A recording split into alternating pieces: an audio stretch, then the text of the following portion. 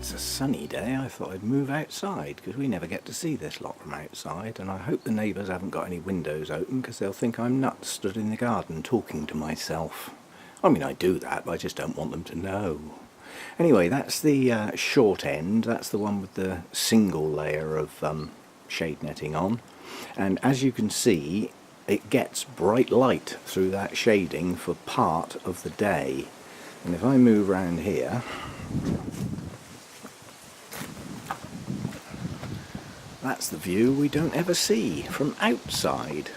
So I've shuffled the plants around. You can see the nobelies are here now. Now that's not a lot lower than there, but that's a 2-degree drop.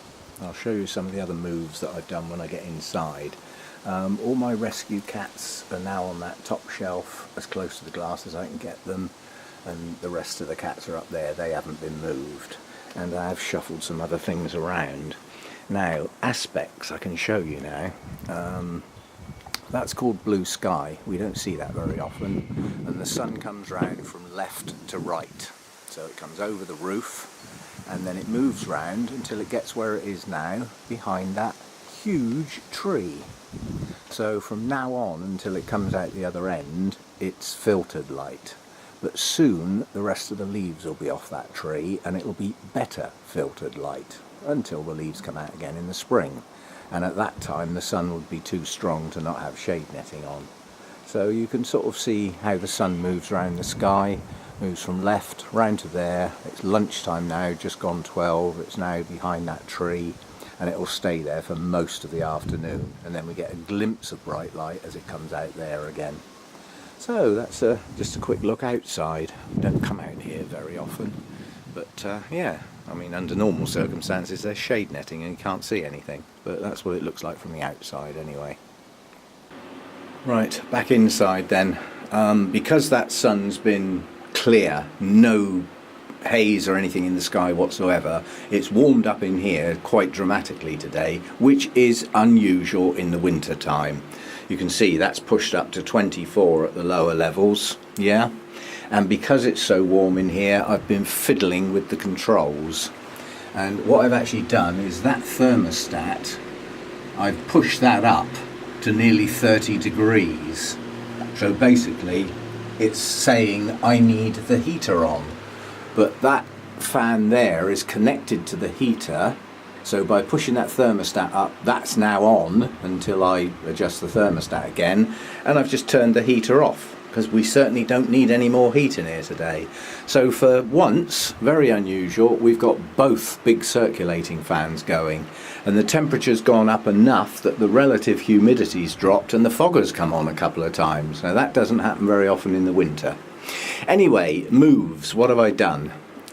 As you saw from outside, all the nobelies are now on this shelf, along with a variety of other dendrobiums. There's lots of little kikis that are coming on in small pots that are tucked away in there. They'll get the bright light through the leaves as the sun comes round to the end. Up here now are cattleyas, and in addition to that I've moved my brassica types up here. There's a Brassada Mivida up there, Brassada Orange Delight, that Oncostelli, that's moved up there as well. Anything that's got Brassica in it, as long as it hasn't got Miltoniopsis or Odontoglossum in it, can take a bit of heat. And in addition to that, I've moved all my Phalaenopsis type dendrobiums up onto that shelf. It's warmer up there, they like to be warm. So there's me desperately trying to chill down a lot of my dendrobiums, but that type need to stay warm.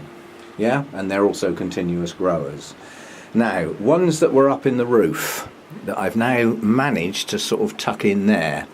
There's a Glomeratum there.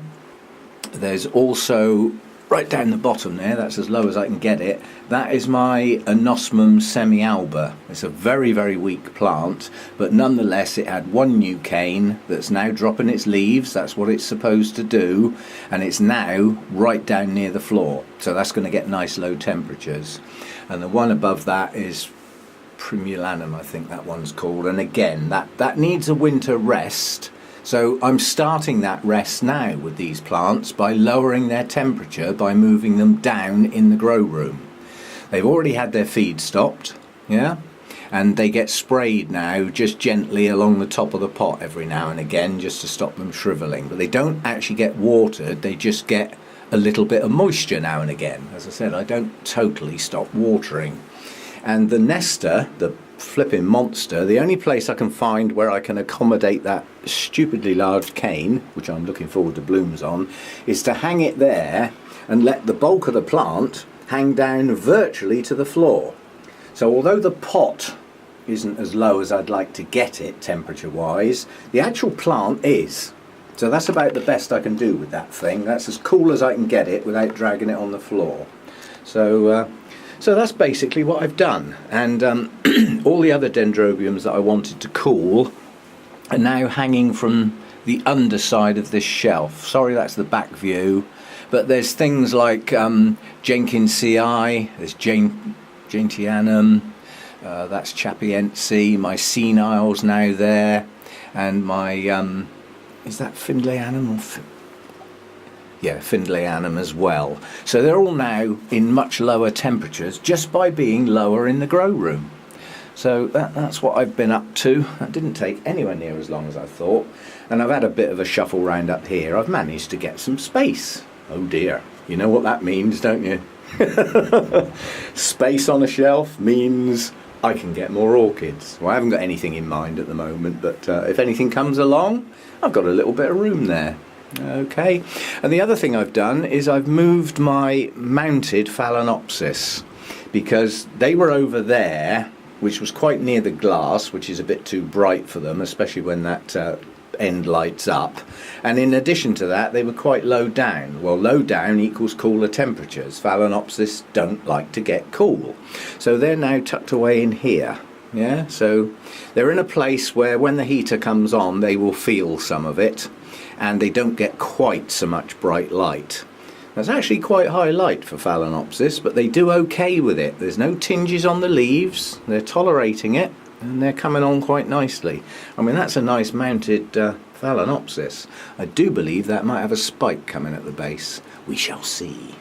Okay, so that's the shuffling around that I've been doing. Just as I said, it's just a little shuffling. All the other thing I moved was the bulbophyllum. Now that, because I keep banging my head on it, and now it's above the chair, I won't bump my head on it. So I won't have to keep swearing at the flipping thing. So that's now in a warmer place. Yeah, it's up quite high. I can't move it any higher because the leaves will touch against things. But that's now, again, when the heater comes on, it will feel the benefit of that at night and not get so cool. I mean, they like to be reasonably warm as well as reasonably wet.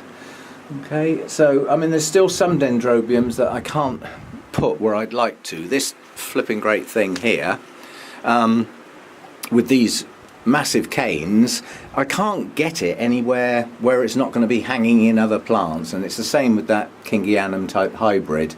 There's not a lot I can do with that. And I mean that's actually flowering anyway, regardless of where it is, so if it's going to flower, it can't be doing that bad, can it?